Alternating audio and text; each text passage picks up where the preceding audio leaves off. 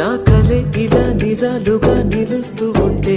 నా కథలనే కవితలే పిలుస్తూ ఉంటే, ఈ వరాలుగా ఉల్లాసమే కురుస్తూ ఉంటే, పెదవికి చంప తగిలిన చోట పరవశమేదో తోడవుతుంటే, పగలే అయినా గగనంలోన తారలు చేరెనుగా నిజంగా నేనేనా